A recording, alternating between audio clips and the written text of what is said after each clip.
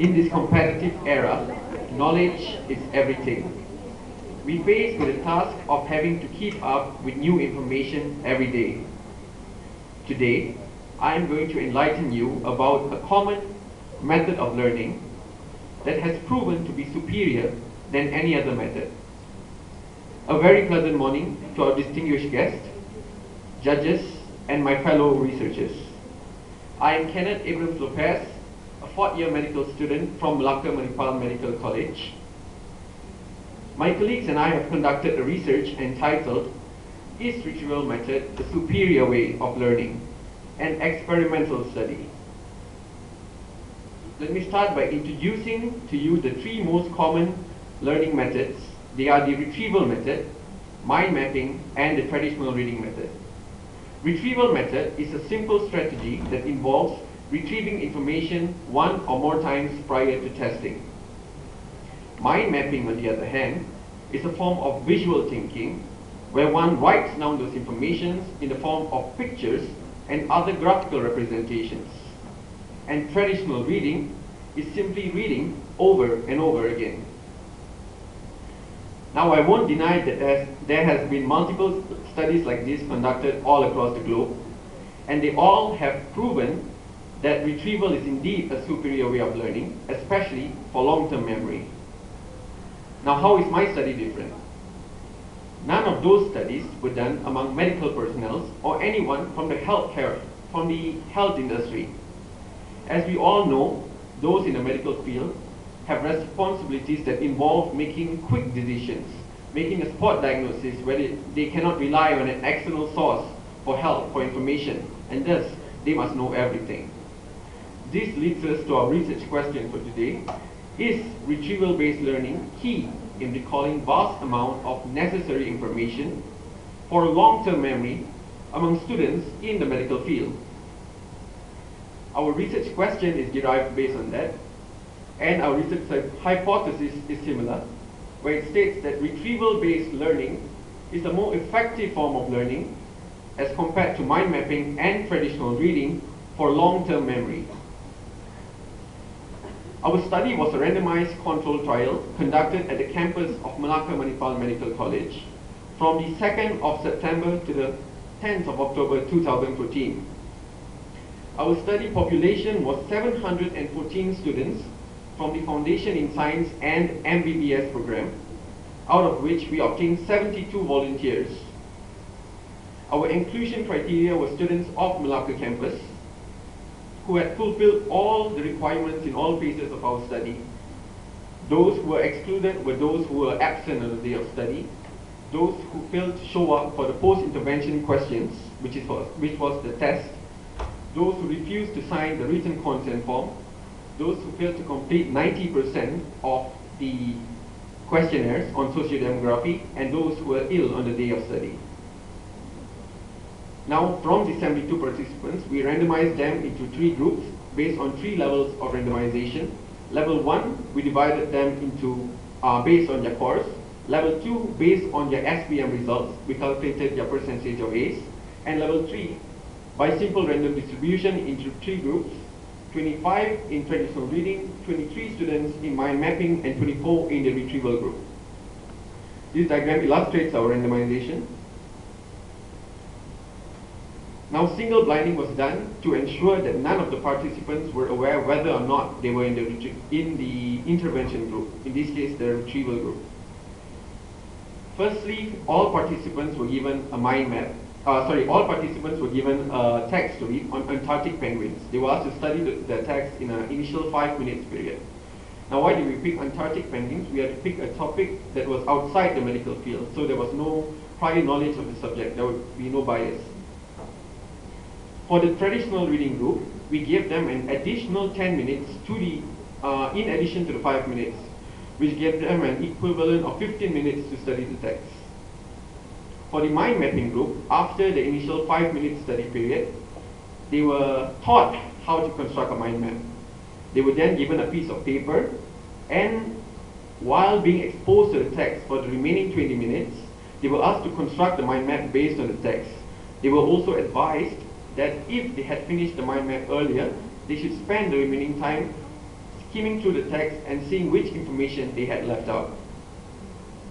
For the retrieval group, after the 5 minutes of study, the text was taken away from them and a blank piece of paper was given to them to recall and retrieve any information that they remember from the text in any order that they chose.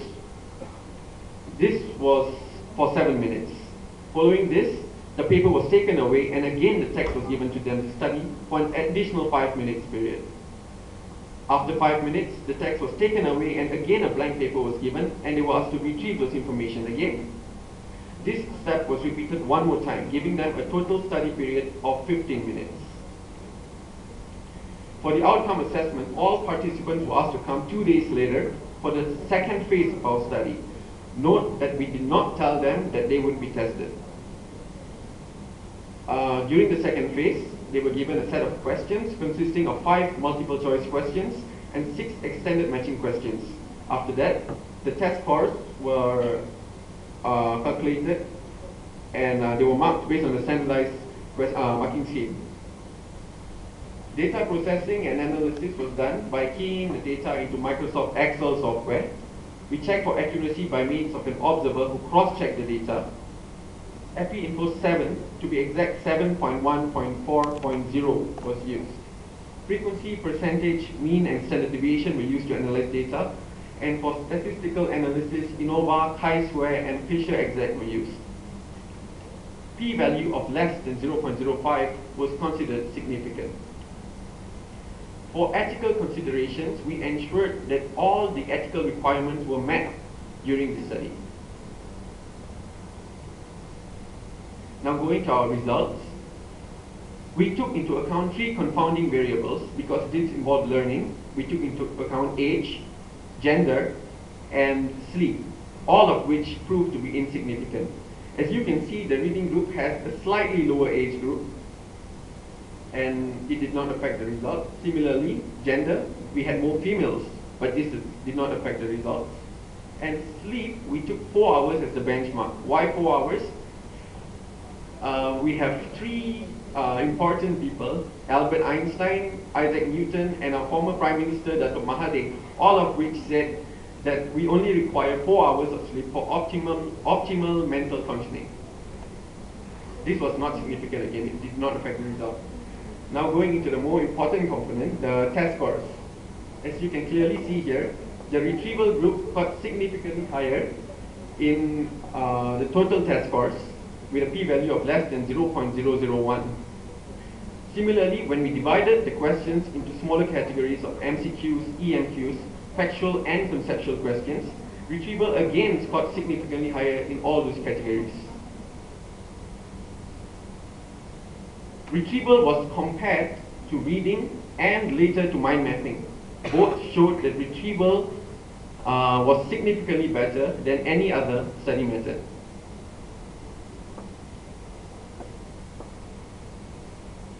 This is for retrieval versus mind mapping.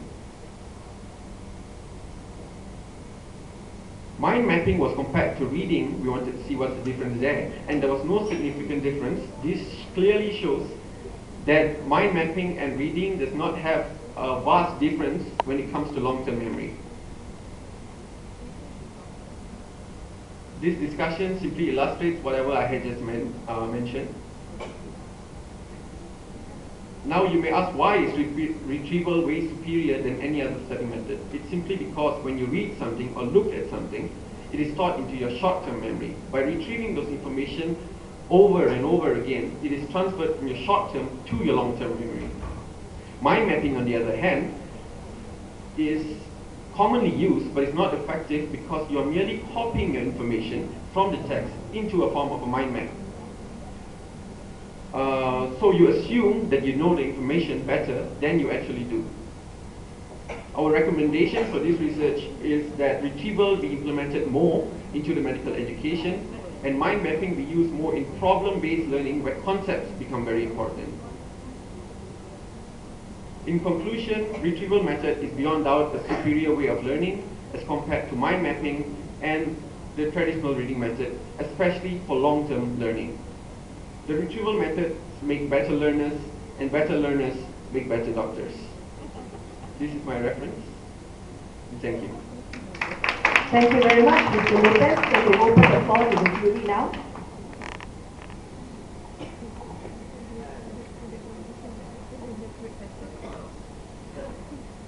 Good presentation, Mr. Abraham, Kennet, sir. I'm just curious, you know, when you tested the groups, Yes. both the mind mapping and the reading retrieval groups, you only use these two groups to test the MCQs. We use all three groups. Okay. Was there a control for your all three groups? We use the reading method as a control. No, what I mean is, people who have not been exposed to that particular article, did you actually try to get them as the control for your experiment? Because No. they could have also answered equally, if not better, without reading. Is it possible? It's possible, but our questions involve filling up the blanks of, like, we asked the name of the penguin, a very specific name. The curiosity is that, Okay. you know, could people have answered the MCQs without reading and also get the right For response? MCQs, they might have been able to answer, but there was only 5 MCQs. So that wouldn't have, they wouldn't have scored that well. Perhaps if Arctic penguins, people may have general knowledge and know about it without reading your article. So maybe it's something that you make it up and you give the facts of whatever you make it up will be a better test tool to really test out your studying method or reading method. I'm curious about how you do your randomization. It's a medical school, so everyone is not available at the same time. So we had to ask for volunteers. We went to each batch and we said, whoever's free at a particular time, please show up at the location of our research. So from those who showed up, we got their SPM results. We divided them based on their course first, FIS, Foundation in Science and MBBS.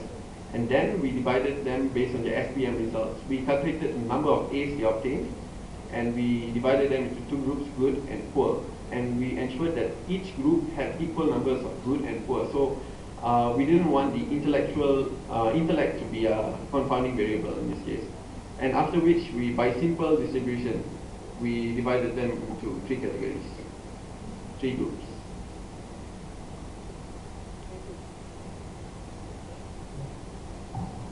Thank you. Thank you very much, Mr. Kennet.